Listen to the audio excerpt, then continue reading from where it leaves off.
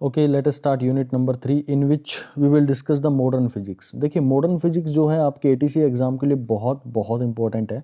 अगर आप पिछले प्रीवियस पेपर्स का जो ट्रेंड देखेंगे तो उसमें देखेंगे कि मॉडर्न फिजिक्स यानी कि जिसमें नेचर से रिलेटेड हो गया, न्यूक्लियर फिजिक्स हो गया, ठीक है, इनसे रिलेटेड बहुत सारे क्वेश्चन पूछे गए हैं।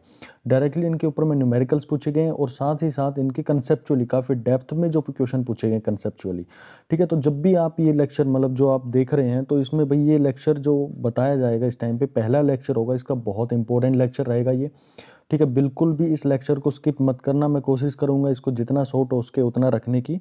ठीक है, ये लेक्चर आगे का जितना भी हमारे पास में पार्ट होंगे उसकी एक नींव रखने के लिए होगा, यानी कि एक आपके माइंड के अंदर में एक माइंड मैपिंग करने के लिए लेक्चर आप लोगों के पास में ऑर्गेनाइज किया गया है। ठीक है, तो इस लेक्चर को पूरा देखना भाई, जिसके अंदर में हम बात करेंगे कि dual nature of matter and radiation को लेके, कि जो हम मानते हैं कि मैटर और रेडिएशन हमारे ये ड्यूल नेचर रखते हैं, यानी कि वेव नेचर भी रखता है और पार्टिकल नेचर भी रखते हैं। तो कैसे रखते हैं, क्या इनके पीछे स्ट्रेटेजी थी, कहाँ से पूरे कंसेप्ट उठ के आए हैं, उनके बारे में डिस्कस करेंगे। ठीक है, चलिए बात करते हैं उसको लेकर। हाँ, इस चीज़ में मैं बात करूँगा कि मैं यहाँ पर आपके लिए एनसीईआरटी जो बुक है वहाँ के उनके चैप्टर्स का यहाँ पर यूज़ करूँगा, क्योंकि एनसीईआरटी में बिल्कुल सिंप्लीफाइड वे में चीज़ें एक्सप्लेन की गई है। तो आप जब भी उनको जो लिंक है पीडीएफ का वो मैं आप लोगों का उस चैप्टर का डिस्क्रिप्शन में भी डाल दूंगा और जो टेलीग्राम चैनल है वहाँ पर भी डाल दूंगा मैं, वहाँ से आप उसको स्टडी कर सकते हैं। ठीक है, चलिए बात करते हैं यूनिट नंबर 3 की। तो चलिए, इस एनसीईआरटी बुक है उसका चैप्टर नंबर 11 है, उसका मैं यहाँ पर आप लोगों के साथ में डिस्कशन करूँगा। इसके अंदर में हुआ क्या, इसकी थ्योरी आप लोगों को पहले जो इसकी हिस्ट्री है वो आप लोगों को समझनी पड़ेगी dual nature of radiation matter को पढ़ने से पहले, क्योंकि आप लोगों के दिमाग के अंदर में एक मैपिंग हो जानी चाहिए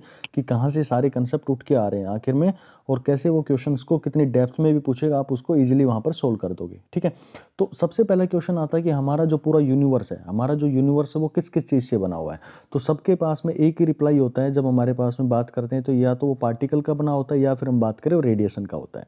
ठीक है, अब पार्टिकल क्या होते हैं भाई, पार्टिकल का मतलब होता है कोई भी एक ऑब्जेक्ट है या किसी भी आप बात कर रहे हैं तो उसके पास में क्या होना चाहिए, कोई भी मटेरियल है जिसकी आप बात कर रहे हैं उसके पास में क्या होना चाहिए, एक तो साइज होना चाहिए, स्पेसिफिक साइज होना चाहिए। ठीक है, दूसरा वो आपको विजिबल होना चाहिए।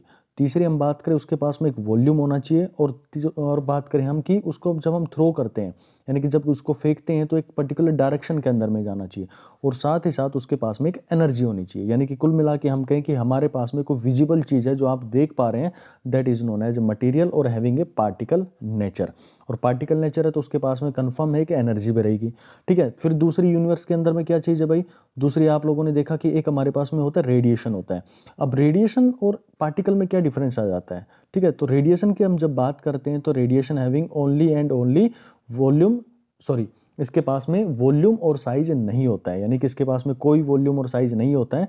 इसके पास सिर्फ और सिर्फ क्या होती है, एक वेवलेंथ होती है, यानी कि एक एनर्जी होती है इसके पास में, जिसके थ्रू इसको पहचाना जाता है। यानी कि जो भी रेडिएशन हमारे पास में, मान लो जो सनलाइट है, सनलाइट हमारे पास किस फॉर्म में आ रही है, वो एक रेडिएशन की फॉर्म में आ रही है। ठीक है, तो उसके पास में क्या है, एक एनर्जी है, और जिसको हम आइडेंटिफाई किस वे से करते हैं उसको कहते हैं कि वो एक वेव नेचर के थ्रू फ्लो कर रही है। हमें नहीं पता कि वेव नेचर क्या होता है क्या नहीं होता। ठीक है, हम ये सारे चैप्टर के अंदर में डिस्कस करेंगे उन चीज़ों को लेके, लेकिन यहाँ पर एक शुरू में जब बात करी गई तो यही बोला गया भाई एक तो पार्टिकल नेचर है, और जो सनलाइट हमारे पास में आई थी तो वो हमारे पास में ग्रेडिएशन का नेचर रखती है। ठीक है भाई, ये बात हो गई हमारे पास में। तो लेकिन उसी टाइम पे क्या होता है, आइंस्टीन थे ना, उन्हीं के आसपास में एक बात चल रही थी कि भाई फिजिक्स जो है ना उसको जितना सिंप्लीफाइड कर सको उतना कर दो। यानी कि आपने कहा कि भाई जो हमारे पास में जितने भी पार्टिकल हैं, जो भी हमारे पास में ऑब्जेक्ट्स हैं, तो वो सब दो चीज़ों से बने हुए हैं, यानी कि एक पार्टिकल से बना हुआ है और दूसरा उसने कहा कि ये रेडिएशन से बना हुआ। लोग इस बात पे काम कर रहे थे, और हमारी जो फिजिक्स होती है वो बेसिकली काम करती है कि हम जितना से जितना सिंप्लीफाई कर सके, यानी कि यूनिफिकेशन कर सके, किसी छोटी से छोटी फॉर्मूला का यूज़ करके बहुत सारे कंसेप्ट को हम वहाँ पर डिस्कस कर सकें, तो उसको कहा जाता है यूनिफिकेशन। जैसे आपने फॉर्मूला पढ़ा था F equal to mass into acceleration पढ़ेंगे जब हम इसके बारे में पढ़ेंगे, हम फोर्सेस के बारे में पढ़ेंगे, तो वहाँ पे एक फॉर्मूला हमारे पास में आएगा। तो इस फॉर्मूला का हम यूनिवर्सली करके यूनिफिकेशन कर सकते हैं, बहुत सारी चीज़ों को इसके थ्रू सोल्व कर सकते हैं। तो हमारी फिजिक्स टोटली उसके ऊपर में डिपेंड होती है। तो जब उस टाइम पे जब लोगों ने कहा कि भाई एक पार्टिकल नेचर है और एक रेडिएशन नेचर है, तो आइंस्टीन ने कहा भाई ठीक है, हम आप लोगों की बात मान लेते हैं। लेकिन क्या हुआ, इसके बाद में उन्होंने इसको और सिंप्लीफाई करने की सोची। तो उन्होंने कहा कि नहीं भाई, पार्टिकल हमारे पास में दो तरीके हो सकते हैं, लेकिन पार्टिकल एक ही है। पार्टिकल हमारे पास में एक ही है, लेकिन वो क्या है, उसको अलग अलग रूप दिखा के हमारे सामने वो आ रहा है। ठीक है, अब वो कैसे दिखा रहा है, तो उसमें कहा गया कि भाई ठीक है, आप लोग पार्टिकल नेचर मान रहे, ठीक है, हमने मान लिया कि भाई ये मेरे पास में कोई पार्टिकल है, ठीक है। एक मैंने कहा कि ये अगर ये पार्टिकल नेचर लेके चल रहा है और एक मेरे पास में रेडिएशन नेचर लेके चल रहा है। लेट अस सपोज कि मेरे पास में एक बंदूक की कोई गोली है, जैसे मैं उसको छोड़ूंगा यहाँ से अपनी पिस्टल से उसको रिलीज करूंगा तो वो किस फॉर्म में जाएगी, वो एक मूवमेंट करेगी, यानी कि आप उसको कह सकते हैं पार्टिकल नेचर शो कर रही है, ठीक है। दूसरी मैं बात करूँ रेडिएशन को ले, देखो ये चैप्टर ना थोड़ा कंसेप्चुअली ज़्यादा है, अगर इसका बेस आप लोगों को समझ में आ जाता है तो आगे की चीज़ें बड़ी सिंप्लीफाई हो जाएंगी, इसीलिए मैं यहाँ पर थोड़ा सा इसके ऊपर मैं टाइम देने की कोशिश कर रहा हूँ कि आपको ये समझ आ जाए कि पार्टिकल नेचर क्यों हम बोल रहे हैं और रेडिएशन नेचर हम क्यों बोल के चल रहे हैं। तो रेडिएशन नेचर जब भी बात करते हैं, जो हमारे पास में सनलाइट आ रही है, तो वो आप कह सकते हैं कि भाई वो मेरे पास में रेडिएशन की फॉर्म में आ रही है, ठीक है, यानी कि वेव की फॉर्म में आ रही है। लेकिन लेकिन लेकिन यहाँ पर जो पॉइंट है अब जो बताने जा रहा हूँ वो बहुत इंपॉर्टेंट है। अगर मैं ये कहता हूँ कि भाई एक ही सिक्के के दो पहलू हैं, यानी कि आप एक ही चीज़ को पार्टिकल नेचर भी बोल सकते हैं और रेडिएशन नेचर भी बोल सकते हैं, ये चीज़ कब पॉसिबल हो सकती है। पर रेडिएशन का तो आपने बोल दिया कि केवल ही रेडिएशन है, और यहाँ पर पार्टिकल को बोल दिया कि ये भी क्या है, ये केवल इसके पास में पार्टिकल नेचर रखता है, यानी कि जो मैटर है वो केवल पार्टिकल नेचर रखता है।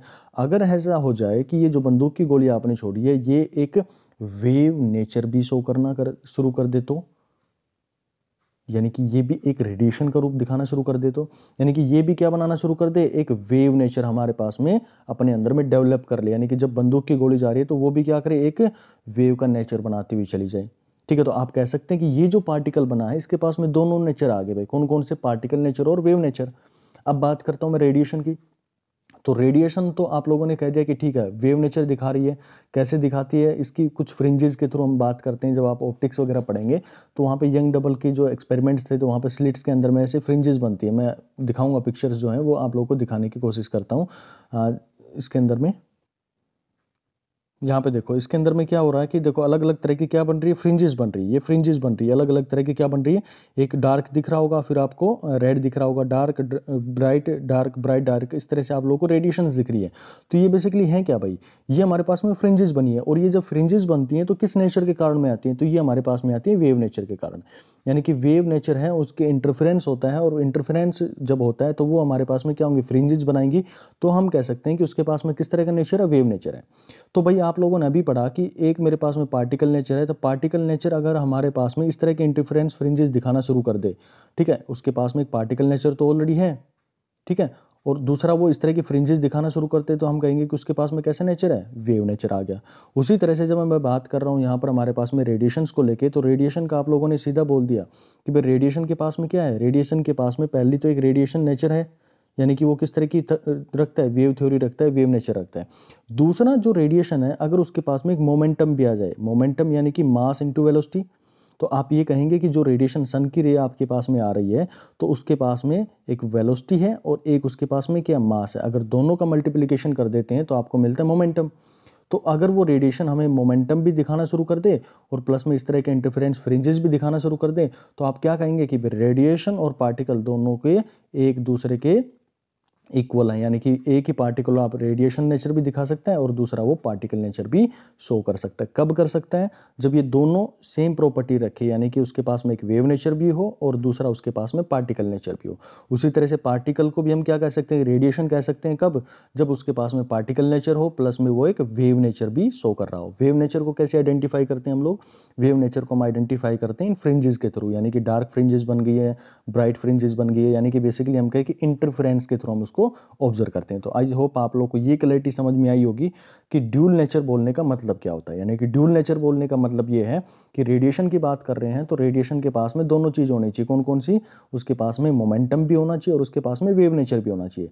अगर मैं पार्टिकल के ड्यूल नेचर की बात करता हूँ तो मैं वो कह सकता हूँ कि पार्टिकल को मैं रेडिएशन भी बोल सकता हूँ। कब बोल सकता हूँ, जब वो अपने पास में एक वेव नेचर रखती हो प्लस में अपने पास में एक पार्टिकल नेचर भी रखती हो। ठीक है, ये अगर आप लोगों को चीज़ समझ आ गई है तो मैं इसको आगे बढ़ने की कोशिश करता हूँ। अब ये समय था हमारे पास में 80s का समय आ गया था, जब उस टाइम पे बहुत सारे एक्सपेरिमेंट चल रहे थे।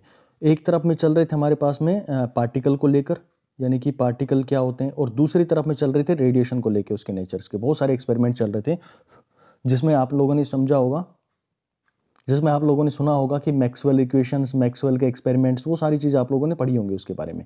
उसी तरह से जो पार्टिकल की यहाँ पर इंफॉर्मेशन चल रही थी, तो पार्टिकल के ऊपर में सबसे पहले देखा गया कि भाई ये पूरा यूनिवर्स ना बना किससे है, तो यहाँ पर पता लगा कि भाई ये तो मॉलिक्यूल से बना हुआ है।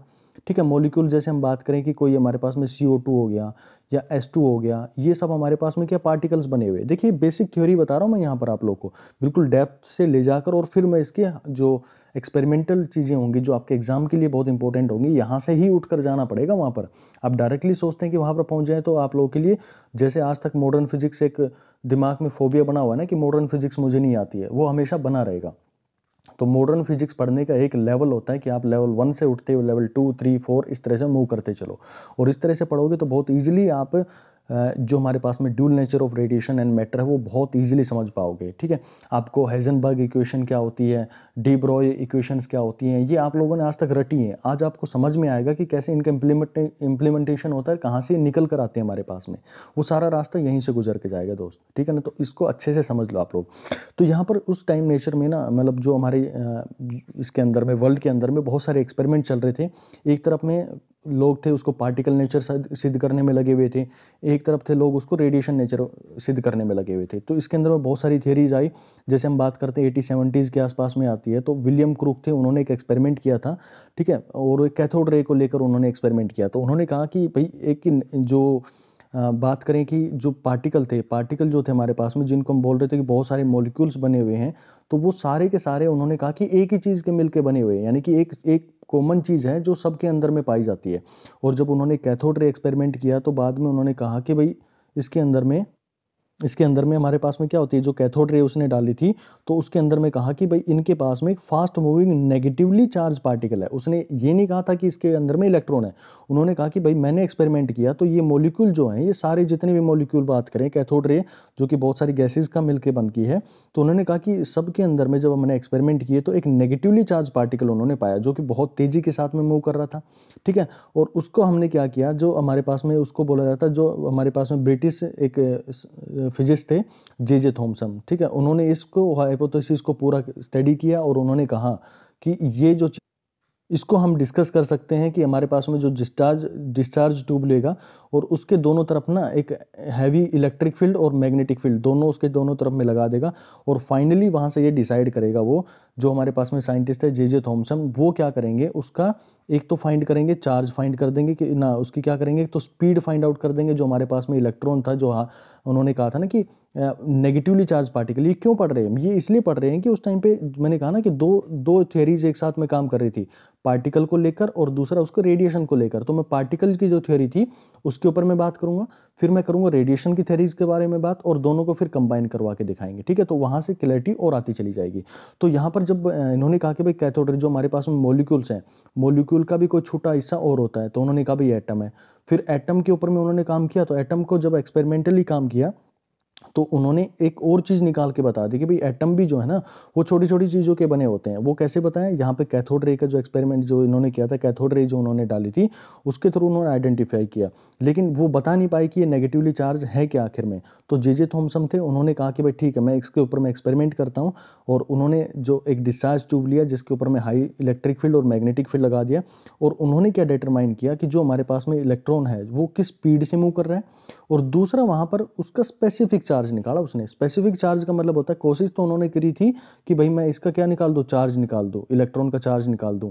ठीक है। और उसका मास निकाल दूं, लेकिन ये कोई भी चीज निकालने में कामयाब नहीं हुई। उन्होंने क्या निकाला, सिर्फ और सिर्फ इसका स्पेसिफिक चार्ज निकाल दिया। यानी कि स्पेसिफिक चार्ज का मतलब होता है कि जो इलेक्ट्रॉन जो उसका चार्ज है और उसका मास है, इनका रेशियो निकाल पाया, वो एक चार्ज की वैल्यू नहीं निकाल पाए थे। ठीक है। और जो स्पेसिफिक वैल्यू की हम बात करते हैं, तो इलेक्ट्रॉन के लिए जो हम बात कर रहे थे, वो वैल्यू होता है हमारे पास में 1.76 इंटू 10⁻11। ठीक है। 10⁻11, क्योंकि यहाँ पर ई जो हमारे पास में बाद में हम बात करते हैं चार्ज होती है, तो चार्ज की जो वैल्यू SI यूनिट है वो कूलम होती है, और ये हमारे पास में क्या आएगा, kg आ जाएगा, यानी कि 1.76 इंटू 10⁻11 कूलम होती है। तो ये भाई पूरी कहानी हो गई थी पार्टिकल नेचर को लेकर। अभी उसी टाइम पे क्या चल रहा था यहाँ पर, तो यहाँ पर उन्होंने भाई जब थ्योरी चल रही थी तो उस टाइम पे बोला गया भाई ठीक है, आप लोगों ने 1897 के आसपास में जे थॉमसन ने कहा कि ठीक है भाई, जो हमारे पास में रेडिएशंस आ रही हैं, जो हमारे पास में पार्टिकल है, जो हर एटम को मिला के, जो हर मॉलिक्यूल जिसके कारण में बन रहा है, और मॉलिक्यूल के टुकड़े हमारे पास में एटम है, और एटम किससे बन रहा है, एक सबसे बेसिक यूनिट है जो कि हर मॉलिक्यूल के अंदर में, हर एटम के अंदर में पाई जाएगी, जिसका उन्होंने एक नाम दे दिया, that is known as electron. ठीक है। तो ये जो कहानी थी ना भाई, ये हमारी चल रही थी पार्टिकल नेचर को लेकर। पार्टिकल नेचर के अंदर में उन्होंने कहा कि भाई ठीक है, पार्टिकल नेचर आप स्टडी करना चाहते हैं तो इसके लिए आपको एक पार्टिकल का यूज़ करना है, दैट इज इलेक्ट्रॉन, जो कि सब मॉलिक्यूल सब एटम्स के अंदर में क्या रहेगा, कॉमन रहेगा। ठीक है, थ्योरी यहाँ पर खत्म हो गई थी भाई, पार्टिकल नेचर के अंदर में इलेक्ट्रॉन की डिस्कवरी हो चुकी थी। अब उसी टाइम पे हुआ क्या कि 1887 के आसपास में 1887 के आसपास में मैक्सवेल जो थे वो भी रेडिएशन पे काम कर रहे थे। ना ये अपनी तरफ हार मानने को तैयार थे और ना ये अपने तरफ में हार मानने को तैयार थे। इन्होंने कहा ठीक है, हम रेडिएशन पे काम कर रहे हैं, आप पार्टिकल पे काम करते रहो। यूनिवर्स के अंदर, पूरे वर्ल्ड के अंदर में अलग अलग थ्योरी चल रही थी, अलग अलग एक्सपेरिमेंट चल रहे थे। तो 1857 के आसपास 1887 के आसपास में जो मैक्सवेल थे उन्होंने अपने इक्वेशंस भाई डिज़ाइन कर दी। अब मैक्सवेल ने इक्वेशन डिज़ाइन कर दी तो उन्होंने कहा कि भाई मैं अपनी थ्योरी के अकॉर्डिंग जो पार्टिकल है, जो भी हमारे पास में यूनिवर्स के अंदर में कुछ भी ऑब्जेक्ट है, कुछ भी मटेरियल है, मैं उसको रेडिएशन मानता हूँ मैं। ठीक है भाई, अब इसके अंदर में एक और बड़ी थ्योरी हो गई। तो ये हुई 1895 के आसपास में। 1895 में कौन थे, रोइंगन थे। उन्होंने क्या कहा, एक्सरे की डिस्कवरी कर दी भाई।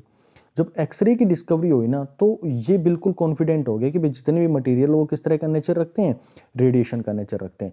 अगर भाई इनको थ्योरी को प्रूव करना था, हमें कौन सी थ्योरी को, रेडिएशन की थ्योरी को, तो रेडिएशन की थ्योरी को और पार्टिकल नेचर जो इन्होंने थे, अगर इन दोनों को इक्वेट करना है, मुझे इन दोनों को इक्वल प्रूव करना है, तो पार्टिकल नेचर के पास में किस तरह का नेचर और होना चाहिए था, वेव नेचर होना चाहिए।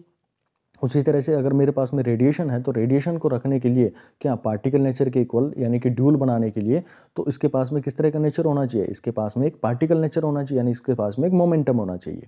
ठीक है भाई, ये कहानी चलती रही और आगे चले इसके अंदर में। तो उसी टाइम पे हम ये कह सकते हैं कि ये थ्योरीज दो अलग अलग हो चुकी थी। कौन कौन सी, एक पार्टिकल को लेकर और दूसरी हमारे पास में वेव को लेकर। और वेव की और स्ट्रॉन्ग कैसे हो गया, क्योंकि उस टाइम पे हाइगन आए थे। ठीक है, जिन्होंने आप लोगों ने इंटरफेरेंस के बारे में बात करी होगी तो वो आए इस टाइम पे। ठीक है, उसी टाइम पे उनके यंग थे, यंग जो एक्सपेरिमेंट बनते हैं ना, डबल स्लिट एक्सपेरिमेंट्स होते हैं, तो इन्होंने इस थ्योरी को और ज़्यादा स्ट्रॉन्ग बना दिया कि भाई जो हमारे यूनिवर्स के अंदर में ना हर पार्टिकल किस तरह की नेचर रखता है, वो वेव नेचर रखता है, यानी कि आप रेडिएशन ही मानेंगे। तो ये दोनों थोड़ी ना आपस में क्या हुई, एक दूसरे को कंबाइन करने की जरूरत पड़ेगी, यानी कि हर जो चीज़ थी वो अपनी एक कैरेक्टरिस्टिक को डिफाइन कर रही थी। तो दोनों की जो कैरेक्टरिस्टिक को डिफाइन करेंगे और फिर दोनों को कंबाइन करेंगे ना, तो हमारे पास में हम स्टडी करेंगे तो वहाँ से हमारे पास में निकल के आएगा एक पूरा का पूरा जो थ्योरी होगा, that is known as dual nature of radiation and matter. तो भाई ये पूरा था इसका बेसिस, जिसके बारे में आप लोग को बिल्कुल ध्यान होना चाहिए कि ये चैप्टर के अंदर हम क्या पढ़ना चाह रहे हैं। इसका इंट्रोडक्शन ही बहुत इंपॉर्टेंट है इस चैप्टर का। अगर ये इंट्रोडक्शन आप लोगों को समझ में आ गया तो आगे मुझे समझाने में ज़्यादा कोई इशू नहीं आएगा। ठीक है, अब बात करते हैं कि भाई जो चीज़ आप लोगों ने बेसिक बात किया इलेक्ट्रॉन का। ठीक है, अब पूरी वही थ्योरी हो चुकी थी हमारी कि भाई कहाँ से इलेक्ट्रॉन आया है, क्या इलेक्ट्रॉन होता है, सब के बारे में आप लोगों ने बहुत अच्छे से उसको देख लिया। देखिए जो वीडियो है ये बहुत छोटा बनने वाला है, ज़्यादा लंबा नहीं खींचूंगा, क्योंकि आगे के जो चैप्टर्स होंगे, आगे के जो हमारे पास में टॉपिक्स होंगे वो काफ़ी इंपॉर्टेंट होंगे। तो मैं सिर्फ आज आपको इलेक्ट्रॉन एमिशन तक ही बात करूँगा। ठीक है, तो भाई इलेक्ट्रॉन का हमारे पास में थ्योरी हो चुका था, यानी कि कहाँ से डिस्कवर हो गया था। अब बात करते हैं कि भाई इलेक्ट्रॉन के पास में जो एनर्जी होती है वो कैसे हमें काम करनी है, यानी कि हम इसकी स्टार्टिंग कहाँ से करें। अब हमें पढ़ना है, ड्यूल नेचर पढ़ना है, तो हम पहले कहीं से भी शुरू कर सकते हैं। आप चाहो उसको पार्टिकल नेचर को पढ़ के पूरा पार्टिकल नेचर डिफाइन कर लो, फिर उसका रेडिएशन नेचर चाहे आप पहले पढ़ के फिर उसको डिफाइन कर लो, और लास्ट में इन दोनों को कंबाइन करेंगे हम लोग। कैसे कंबाइन करेंगे, इंडिविजुअली इसको पढ़ेंगे फिर इसको पढ़ेंगे और दोनों को कंबाइन करके हम एक रिजल्टेंट निकालेंगे कैसे इन इक्वेशंस का हमें यूज करना है। तो यहाँ पर हम बात करें कि इलेक्ट्रॉन एमिशन, देखो इलेक्ट्रॉन जब भी मूव करता है ना, तो उसकी आप लोगों ने पढ़ा होगा केमिस्ट्री के अंदर में, ये हमारे पास में क्या हो गए, ये बीच में होता है हमारे पास में न्यूक्लियस, जिसके पास में होते हैं प्रोटॉन और न्यूट्रॉन होते हैं। ठीक है, और ये जो इलेक्ट्रॉन्स होते हैं ये इन सर्किल्स के अंदर में यानी अपनी ऑर्बिट्स के अंदर में क्या कर रहे हैं, मूव कर रहे होते हैं। तो आप कह सकते हैं कि ये जो इलेक्ट्रॉन होगा, जो इलेक्ट्रॉन की डिस्कवरी ऑलरेडी हो चुकी है, जे थॉमसन ने बताया कि इसके पास में नेगेटिव चार्ज होता है। तो ये जो फिर मॉडल बहुत सारे आए थे, जैसे बोर मॉडल हो गया, तो बोर मॉडल को हम यूज़ करके चलते हैं। तो उसके अंदर में इलेक्ट्रॉन जो है वो कैसा मोशन कर रहा है, एक तो सर्कुलर मोशन कर रहा है। लेकिन अगर हुआ ऐसा कि ये जो इलेक्ट्रॉन है ये किसी से टकराया और टकरा के इस गैप के अंदर में चला गया, ये जो बीच में गैप बन रहा है यहाँ पर चला गया, तो किस तरह का मोशन करेगा, ये जिग जैग मोशन करना शुरू कर देगा, यानी कि किसी ऑर्बिट में तो नहीं मूव कर रहा है ये। तो इन्हीं इलेक्ट्रॉन्स को हमें एक नाम दे दिया जाता है, जिनको बोला जाता है फ्री इलेक्ट्रॉन के नाम से आप लोग जानते हैं। ठीक है, फ्री इलेक्ट्रॉन के नाम से आप इनको जानते हैं। ठीक है, ये इलेक्ट्रॉन क्या हुआ, ये मान लो मेरे पास में आउटर सेल के अंदर में था और ये निकल के बाहर चला गया। यहाँ पर हुआ क्या, ये मेरे पास में इलेक्ट्रॉन है और ये निकल के बाहर चला गया। भाई बाहर चला गया तो किस तरह का मोशन करेगा, अगर ये यहाँ पर होता तो सर्कुलर मोशन कर रहा था, लेकिन ये बाहर चला गया तो कैसा मोशन करेगा, ये जिग जैग मोशन करेगा। और जिग जैग मोशन करेगा तो इसके पास में एक एनर्जी होगी कि ये किसी भी सरफेस से टकराए, यानी कि किसी भी इलेक्ट्रॉन से टकराएगा तो उसको क्या करेगा, मूवमेंट करवाने की कोशिश रखेगा। मान लो दूसरा एलिमेंट यहाँ पर है, दूसरा एटम यहाँ पर है, ये इलेक्ट्रॉन उस पर जाएगा और हिट करेगा और उसको मूव करवाने की कोशिश करेगा, यानी कि उसका भी मोशन चेंज करने की ये कैपेबिलिटी रखता है। अगर ऐसा हो जाए कि ये जो इलेक्ट्रॉन है ये किसी दूसरे एटम से नहीं टकरा पाया, दूसरे इलेक्ट्रॉन से नहीं टकरा पाया, तब क्या होगा भाई इसके साथ में। जैसे मैं बात करूं कि मान लो मेरे पास में एक सरफेस है, इसको मैं छोटा कर देता हूँ, सारी थ्योरी इसके अंदर में आप ये जो पीडीएफ है ये आप लोगों को मैं भेज दूंगा, ठीक है, उसके अंदर में आप इसको देख लेना। मान लो ये मेरे पास में कोई सरफेस है, ये भाई इलेक्ट्रॉन था, ये मूव कर रहा था, ये यहाँ एक इलेक्ट्रॉन था, इसको हिट किया, यहाँ इलेक्ट्रॉन था उसको हिट किया, तो ये इसको हिट किया, ये इसको हिट किया, इनके पास में एनर्जी थी।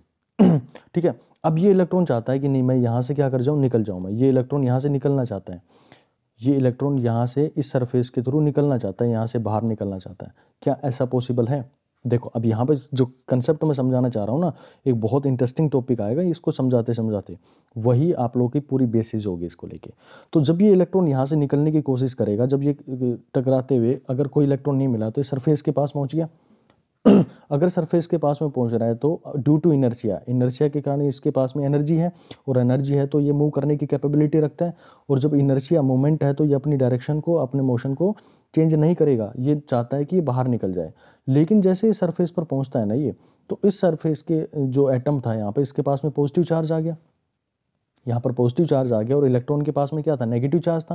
क्योंकि भाई ये जब इलेक्ट्रॉन यहाँ से निकलेगा, इलेक्ट्रॉन निकल के बाहर जाएगा तो ये नेगेटिव चार्ज है, और यहाँ पर एक वैलेंसी छोड़ जाता है, मीन्स इसके पास में कैसा चार्ज आ गया, पॉजिटिव चार्ज आ गया। और आप लोगों ने पहले भी पढ़ा था, पिछले चैप्टर के अंदर में पढ़ा था कि हमारे पास में जो फोर्स होती है वो कूलम्ब्स लॉ के according Q1 divided by Q2 divided by R² into के होती है। के की वैल्यू बताओ मेरे को जल्दी से, 9 इंटू 10⁹ यानी कि इनके बीच में इतनी स्ट्रॉन्ग फोर्स होती है ये। तो क्या करेगा, ये इलेक्ट्रॉन को वापसी खींच लेगा। जैसे एग्जांपल की बात करूं कि ये मेरे पास में एक इसके ऊपर में रबर लगा दिया मैंने, ये ऊपर की तरफ में उठाया मैंने इस हिस्से को, ठीक है, लेकिन ये रबर इतना टाइट था कि वापसी जैसे मैं छोड़ूंगा तो ये वापसी अपनी पोजीशन पर आ जाएगा, नीचे की तरफ खींचूंगा तो ये वापसी अपनी पोजीशन पर आ जाएगा। तो ठीक वही इस इलेक्ट्रॉन के साथ में यहाँ पर हो रहा है। जब इलेक्ट्रॉन इस सरफेस से बाहर निकलना चाहता है ना, तो ये जो इलेक्ट्रॉन एटम है ना इसके अंदर में, इसको वापसी अपनी तरफ में खींच रहा है, यानी कि भाई ये इलेक्ट्रॉन को निकलने दे रहा है। क्यों नहीं निकलने दे रहा? क्योंकि यहाँ पे सफिशिएंट अमाउंट में उसके पास में क्या लग रहा है, एक कूलम फोर्स लग रहा है, जो कि इसको अपनी तरफ में वापसी खींच पा रहा है। अब भाई कहानी, मुझे तो इलेक्ट्रॉन को बाहर निकालना है, क्योंकि मुझे तो पार्टिकल नेचर पढ़ना है, उसकी सारी जो थ्योरी है वो पढ़नी है। तो इसके लिए मुझे यहाँ से इस इलेक्ट्रॉन को सरफेस से, ध्यान से सुनना जो पॉइंट बोल रहा हूँ, इस सरफेस से मुझे इस इलेक्ट्रॉन को बाहर निकालना पड़ेगा। पॉइंट टू बी नोटेड, मैंने यहाँ पे कहा है सरफेस से मुझे बाहर निकालना पड़ेगा, क्योंकि सरफेस पे जब आया तो वो टकरा के वापसी चला गया। क्यों चला गया? कूलम्ब्स फोर्स के थ्रू। तो जब मुझे इसको बाहर निकालना पड़ेगा तो मुझे यहाँ पर क्या देनी पड़ेगी, उसको एक एक्स्ट्रा एनर्जी देनी पड़ेगी। क्या देनी पड़ेगी? एक एक्स्ट्रा एनर्जी देनी पड़ेगी। किस लिए देनी पड़ेगी? ताकि ये इलेक्ट्रॉन यहाँ से बाहर निकल जाए। और इसी को हम कहेंगे कि ये हमारे पास में एक्स्ट्रा एनर्जी दे रहे हैं, यानी कि हम इस इलेक्ट्रॉन पे एक्स्ट्रा वर्क करना चाह रहे हैं। एक्स्ट्रा वर्क करना चाह रहे हैं किस लिए? ताकि ये यहाँ से क्या कर जाए, एस्केप कर जाए। आपने शायद ग्रेविटेशन जब पढ़ते हैं, आप लोगों ने थोड़ा बहुत आइडिया हो, मैं पढ़ाऊंगा उस चीज़ को। ग्रेविटेशन के अंदर में आप पढ़ते हैं कि एस्केप वेलोसिटी के नाम से। तो एस्केप का मतलब होता है कि ग्रेविटेशनल जो हमारा फील्ड है वहाँ से वो एकदम बाहर निकल जाए, ठीक है। तो वो आपके पास एक एस्केप वेलोसिटी पढ़ते हैं कि वो इतनी वेलोसिटी दोगे तो बाहर निकल जाएगा। यहाँ पर जब हम बात करते हैं मुझे इस सरफेस से इस इलेक्ट्रॉन को बाहर निकालना है भाई, तो मुझे कुछ एक्स्ट्रा काम करना पड़ेगा। और यही जो एक्स्ट्रा काम करना पड़ रहा है ना, एक इंपॉर्टेंट टर्म निकल के आती है जिसको बोला जाता है वर्क फंक्शन। क्या बोला जाता है भाई? इसको वर्क फंक्शन के नाम से जानते हैं, जिसको आपने फाई के नाम से भी रिप्रेजेंट किया होगा, या साई भी आप लोगों ने इसको बोला होगा। इस तरह से आप इसको रिप्रेजेंट करते हैं। तो आपको समझ आए कि वर्क फंक्शन क्या होता है। तो आप ये कहेंगे कि वर्क फंक्शन होता है वो मिनिमम से minimum energy, that minimum energy जिसके कारण में जो इलेक्ट्रॉन है वह उसके सरफेस से बाहर निकल जाता है, ठीक है। जिसके बाद निकलने के बाद वो किस तरह का बन जाएगा, वो हमारे पास में फ्री इलेक्ट्रॉन बन जाता है। तो ये क्या हर मेटल के लिए, हर एलिमेंट के लिए, हर मटेरियल के लिए सेम रहेगा उसका वर्क फंक्शन? नहीं भाई, सेम नहीं रहेगा। देखो मैं बात करता हूँ, मान लो ये मेरे पास में एक सरफेस है, एक इलेक्ट्रॉन यहाँ पे था, एक इलेक्ट्रॉन यहाँ पे है, और एक इलेक्ट्रॉन यहाँ पे इसके सरफेस पे। मैं पहले इस इलेक्ट्रॉन को बाहर निकालना चाहता हूँ। ये इलेक्ट्रॉन यहाँ से यहाँ तक आया और इसने एनर्जी ली मेरे पास में 2 एनर्जी जूल एनर्जी या 2 इलेक्ट्रॉन वोल्ट इसने यूज़ किया भाई अपनी एनर्जी के लिए। यहाँ पर इस पोजीशन पर पहुँचेगा ये। जैसे ये इसको बाहर निकालूंगा तो मुझे 10 इसके ऊपर में और लगाना पड़ेगा, 10 जूल और वर्क करना पड़ेगा। उसी तरह से अगर मैं ये बात करूं इस इलेक्ट्रॉन को लेके, तो ये टोटल एनर्जी इसको ए पॉइंट से बी पॉइंट तक, यानी कि ये ए पॉइंट है और ये बी पॉइंट है, यहाँ तक ले जाने में मुझे कितनी एनर्जी खर्च करनी पड़ी, 12 जूल एनर्जी खर्च करनी पड़ी। ठीक है, वर्क फंक्शन की हम बात कर रहे हैं ना, तो 12 जूल हमने उसके ऊपर में काम किया। उसी तरह से यहाँ से यहाँ तक ले जाने में मुझे 1 जूल इस पर काम करना पड़ा, और जब ये सरफेस पे था तो सरफेस से मुझे बाहर निकालने में इस पर काम करना पड़ा 10 जूल, यानी कि टोटल एनर्जी मुझे कितनी यूज करनी पड़ी, 11 जूल होगी। कहाँ से, इस पोजीशन से और इस पोजीशन पर ले जाने के लिए इस इलेक्ट्रॉन को। ठीक है, अब ये मेरे पास में सरफेस पे था, तो सरफेस पे जो रखा हुआ है उसको बाहर निकालने के लिए मुझे कितनी जो एनर्जी देनी पड़ी, मुझे 10 जूल एनर्जी इसको देनी पड़ी। तो भाई यहाँ से मैंने 10 जूल एनर्जी दी, तब भी ये मेरा क्या हो गया, सरफेस से बाहर हो गया। इसको 11 जूल दी तो भी सरफेस से बाहर हो गया, 12 जूल दी तो भी सरफेस से बाहर हो गया। लेकिन मुझे इनसे मतलब नहीं है कि अंदर से मैं कितनी एनर्जी के साथ में उसको लेके आया। यहाँ सरफेस पे आने के बाद तो सब कितनी ले रहे हैं, 10 जूल एनर्जी ले रहे हैं, ये भी 10 जूल एनर्जी ले रहा है। यानी कि आप कहेंगे इस पर्टिकुलर एलिमेंट का, पर्टिकुलर मेटल का या मटेरियल का जो वर्क फंक्शन होगा वो क्या होगा, 10 जूल रहेगा। ठीक है, तो आप यहाँ पे कह सकते हैं कि मुझे वो मिनिमम से मिनिमम एनर्जी, वो मिनिमम से मिनिमम एनर्जी जो मुझे चाहिए इस इलेक्ट्रॉन को इसके सरफेस से बाहर निकालने के लिए, that is known as work function. क्या कहलाएगा भाई, वो वर्क फंक्शन कहलाएगा। आई होप आप लोगों को ये चीज़ें बिल्कुल क्लैरिटी के साथ में समझ में आ गई होंगी। ठीक है, और इसको हम रिप्रेजेंट कैसे करते हैं, जैसे आप लोगों को यहाँ भी पढ़ सकते हैं, this minimum energy required by electron to escape from the metal surface is called as work function of metal. It is generally denoted by 5 naught से हम इसको रिप्रेजेंट करते हैं, और इसकी जो यूनिट होती है दैट इज इलेक्ट्रॉन वोल्ट के नाम से भी आप इसको रिप्रेजेंट कर सकते हैं। और जो इलेक्ट्रॉन वोल्ट एक हमारे पास में होता है दैट इज 1.6 इंटू 10⁻⁻19 जूल के इक्वल होता है भाई। ठीक है, चलिए अब मैं बात करता हूँ इसको इसकी जो हमारे पास में है कि हर मटेरियल की सेम रहेगी, आंसर इज नो। देखो डिपेंड करता है कि जो हमारे पास में है कौन सा हम मटेरियल यूज़ कर रहे हैं। बात करें कि सीजियम की बात करें तो सीजियम की होती है हमारे पास में 2.14 इलेक्ट्रॉन वोल्ट होती है। प्लेटिनम की बात करें तो सबसे ज़्यादा प्लेटिनम की होती है, यानी कि 5.65 इलेक्ट्रॉन वोल्ट। तो आप लोगों को ये समझ में आ गया होगा, अगर आगे से मैं वर्क फंक्शन बोलूँगा तो वर्क फंक्शन का मतलब ये होता है, क्यों पढ़ रहे हैं भाई वर्क फंक्शन, पढ़ क्यों रहे हैं, क्योंकि जब मैं पार्टिकल नेचर की बात करूंगा ना तो मुझे इलेक्ट्रॉन को बाहर निकालना पड़ेगा, और इलेक्ट्रॉन को बाहर निकालना है तो मुझे वो एनर्जी पता होनी चाहिए जिससे वो बाहर आ जाए, और इसी के ऊपर में आपका क्वेश्चन बन जाएगा। तो वहां से देखो कितनी डेप्थ से आपका क्वेश्चन उठाकर आपके एग्जाम में दे देगा। ठीक है, तो अब बात करें कि भाई इलेक्ट्रॉन को यहाँ से निकाल तो रहे हो, तो वो निकालेंगे कैसे, क्या क्या क्या मोड हो सकते हैं, कैसे हम उसको निकाल सकते हैं, क्या क्या हमारे पास में उसके तरीके हो सकते हैं, तो वो उसकी भी बात कर लेते हैं। जैसे आप लोगों ने टेबल के अंदर में देख लिया होगा भाई कि सीजियम जो होता है उसके सबसे कम वर्क फंक्शन होता है दैट इज़ 2.14, यानी ईजिली आप उसको निकाल सकते हैं। ईजिली इतना आप उसको एनर्जी दीजिए, इतना आप उसको वर्क कीजिए, वो बाहर ईजिली निकल जाएगा। लेकिन जब हम प्लेटिनम की बात करते हैं तो ये हमारे पास में आता है 5.65। तो आप सोच सकते हैं कि इसके जो इलेक्ट्रॉन्स होंगे वो कितने बाउंडेड फॉर्म में होंगे, जिससे हमें उसको बाहर निकालने के लिए कितना उसके ऊपर में वर्क करना पड़ेगा। अब ये जो वर्क कर रहे हैं ना, ये कर कैसे रहे हैं, कैसे इनके तरीके होते हैं, तो 3 तरीके होते हैं जिसके थ्रू हम इसको निकाल सकते हैं भाई। जो हमारे पास में होते हैं इनको 3 तरीके से हम बाहर निकाल सकते हैं। कौन कौन से हैं, पहला हमारे पास में आता है थर्मो आयोनिक एमिशन के नाम से आता है। अब बात करें, जैसा कि इसके नाम से आप लोगों को समझ में आ रहा होगा कि आप किसी भी एटम को, जो हमारे पास में मटेरियल है, अगर उसको हीट कर देंगे, उसको हीट करेंगे तो एक पर्टिकुलर उसको क्या देंगे, आप एक एनर्जी प्रोवाइड कर देंगे, यानी कि उसके एक वर्क फंक्शन के आसपास में अगर उसको एनर्जी प्रोवाइड करने में कामयाब रहते हैं तो सफिशिएंट थर्मल एनर्जी होगी, जिससे क्या होगा, जो फ्री इलेक्ट्रॉन्स होंगे वो अपने आप को इसके बाहर निकाल देंगे। ठीक है, दूसरा हम बात करते हैं तो ये फील्ड एमिशन होता है। फील्ड एमिशन का मतलब होता है कि आपने ये मटेरियल था, आप यहाँ पे अगर ये नेगेटिव है तो आप एक पॉजिटिव प्लेट लगा दो, यानी कि एक इलेक्ट्रिक फील्ड लगा दो, तो ये इलेक्ट्रॉन है उसकी तरफ में इजीली अट्रैक्ट हो जाएगा। ठीक है, दूसरा तरीका ये हो गया। तीसरा हमारे पास में बहुत इंपॉर्टेंट होता है, जिसके ऊपर में पूरी हमारी स्टडी डिपेंड करेगी, फोटो इलेक्ट्रिक एमिशन। जैसे यहाँ पर बात लग रहा है कि फोटो, यानी कि आप किसी भी मटेरियल के ऊपर में, ये मान लो मटेरियल, इसके ऊपर में एक लाइट इंसिडेंट करवाते हो, लाइट इंसिडेंट करवाने के बाद में यहाँ से इलेक्ट्रॉन रिलीज होना शुरू हो जाएंगे। ठीक है, पूरी हम इसके ऊपर में स्टडी भी करेंगे। तो ये जो इलेक्ट्रॉन होंगे इनको तो हम कहेंगे भाई फोटो इलेक्ट्रॉन्स है ये। ठीक है, और ये एक पर्टिकुलर हमारे पास में फ्रीक्वेंसी होगी, तभी यहाँ से क्या हो सकते हैं, ये एल्यूमिनेट हो सकते हैं, यानी कि ये निकल के बाहर आ सकते हैं। ओके, तो ये हमारे पास में कहलाएगी कि आप इसको कह सकते हैं फोटो इलेक्ट्रिक एमिशन के नाम से जानते हैं। ठीक है, तो आप लोगों ने कहा कि भाई मुझे इस इलेक्ट्रॉन को बाहर निकालना है, बाहर निकालने के 3 तरीके हो गए, कौन कौन से, थर्मोआयनिक, फील्ड एमिशन और तीसरा मेरे पास में फोटो इलेक्ट्रिक एमिशन। तो भाई ये थी कहानी यहाँ तक की कि हम इलेक्ट्रॉन को कैसे बाहर निकाल सकते हैं। अगर आपको वर्क फंक्शन से रिलेटेड चीज़ें समझ में आ गई हैं तो इसके बाद में चाहे मैं फोटो इलेक्ट्रिक इफेक्ट पढ़ाऊंगा, हेल्महोल्ट्ज एंड लिनार्ड ऑब्जर्वेशन की बात करेंगे जो बहुत इंपॉर्टेंट रहेगा आपके एग्जाम के लिए। ठीक है, ये एक्सपेरिमेंटल सेटअप होगा हमारे पास में फोटो इलेक्ट्रिक इफेक्ट को लेके जो अभी बात कर रहे थे, ये बहुत इंपॉर्टेंट है, इसके ऊपर में पूरी थियोरी होगी। और ये 3-4 इसके हम क्या कंक्लूजन निकालेंगे, कंक्लूजन के ऊपर में डायरेक्टली आपके ऑब्जेक्टिव क्वेश्चंस बनते हैं। ठीक है, इस ग्राफ के ऊपर में आपके ऑब्जेक्टिव क्वेश्चंस बनेंगे। फिर ये दूसरा हमारे पास में होगा कि हम एक चीज़ को कांस्टेंट रखेंगे, फ्रीक्वेंसी को हम कांस्टेंट रखेंगे, फिर हम जो इंटेंसिटी है उसको कांस्टेंट रखेंगे तो क्या इफेक्ट होगा। ठीक है, और फाइनली ये हमारे पास में उसके कंक्लूजन्स हमें पढ़ने होंगे। तो ये बहुत इंटरेस्टिंग टॉपिक है और बहुत इंपॉर्टेंट है आपके एग्जाम के लिए। तो ये जो वीडियो है ना, आप अगर एक बार में समझ नहीं आ रहा है ना तो आप इसको दोबारा से रिवाइंड कीजिएगा, 2 की स्पीड डालिए, 1.5 की स्पीड डालिए, 1.5 की स्पीड से आप इसको देखिए।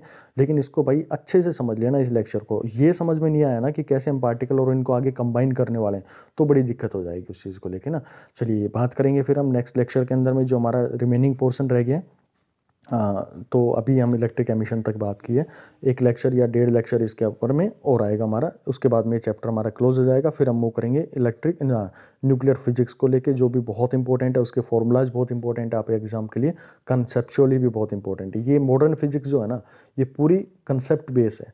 कंसेप्ट आपका बेस अच्छा है, बेस आपका अच्छा है तो आगे की चीज़ें बहुत क्लैरिटी के साथ में समझ में आनी शुरू हो जाएंगी। देखिए मैंने अभी जो इलेक्ट्रोस्टैट पढ़ा रहा था उसका शायद हमने 9 लेक्चर उसके अंदर में डाल दिए हैं, लेकिन अभी ख़त्म नहीं हुआ है वो। उसका अब दूसरा पोर्शन आएगा। अब अभी बात कर रहे थे स्टैट का, यानी कि स्टैट का मतलब होता है कि इलेक्ट्रॉन जो चार्ज है हमारा एक पोजीशन पर स्टैटिक है, रुका हुआ है। ठीक है, अब हम बात करेंगे कि वो इलेक्ट्रॉन हमारा मूव करना शुरू कर गया है, यानी कि जो चार्ज है वो मूव करना शुरू कर गया है, तो हम उसके अंदर में करंट इलेक्ट्रिसिटी के बारे में बात करेंगे। फिर हम बात करेंगे कैपेसिटेंस के बारे में। ठीक है, वो भी एक इंपॉर्टेंट टॉपिक होगा, कैपेसिटेंस के बारे में बात करेंगे।